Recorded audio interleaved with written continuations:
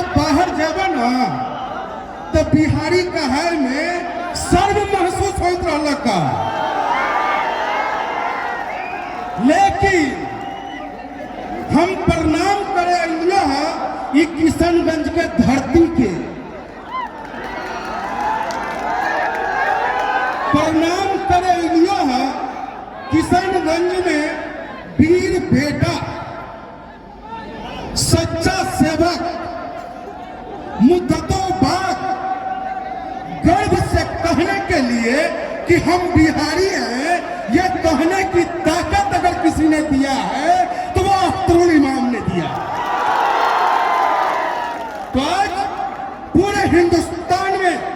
सीना ठोक करके हम बिहारी सीना ठोक के कहते हैं कि हम बिहारी हैं, हम बैरिस्टर असदुद्दीन ओवैसी साहब के सिपाही हैं। तब सम्मानित मंच हमारे महबूब हमारे राष्ट्रीय अध्यक्ष, जिनकी छत्र छाया में गरीब कमजोर मजलूमों की आवाज उठाने की हमने कसम खाई है, परम आदरणीय बैरिस्टर असदुद्दीन ओवैसी साहब, और जिनके दम पर हम बिहारी आज गर्व से कहते हैं कि हम बिहारी हैं, वो आपका नेता किशनगंज का बेटा, बिहार का बेटा जनाब अख्तरुल इमाम साहब, और हमारे उत्तर प्रदेश के सदर मजबूत अध्यक्ष बड़े भाई जनाब शौकत अली साहब, और मेरे साथ दिल्ली प्रदेश के महासचिव आरिफ साहब, और विधायक मजबूत विधायक जनाब बड़े भाई माजिद हुसैन साहब, और सामने खड़े हमारे नौजवान साथियों, बिहारी भाइयों, एक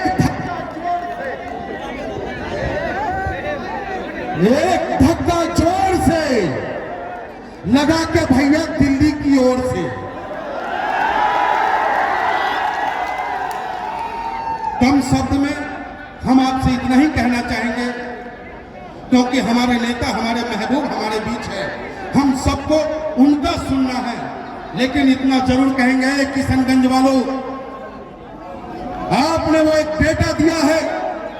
जिस बेटा के दम पर आज बिहार का गरीब गुरबा अपने सीना को तान करके चलने का काम करता है, और अब आपकी जिम्मेदारी बन गई है। जिस तरीके से बिहार के लोग, कमजोर लोग कहते हैं कि मैं ऑल इंडिया मजलिस इत्तेहादुल मुस्लिमीन का सिपाही हूं, जब वो कहते हैं कि मैं बैरिस्टर साहब का दीवाना हूं, तो उनके अंदर एक ताकत सी आ जाती है, और उस ताकत को बनाए रखने के लिए, उस ताकत को बनाए रखने के लिए अख्तरुल इमाम साहब को लोकसभा में पहुंचना जरूरी है।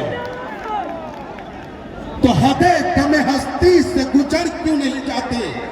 अब वक्त आ गया है कि हदे दमे हस्ती से गुजर क्यों नहीं जाते, और जीना नहीं आता तो मर क्यों नहीं जाते? मंजिल को अगर पाना है,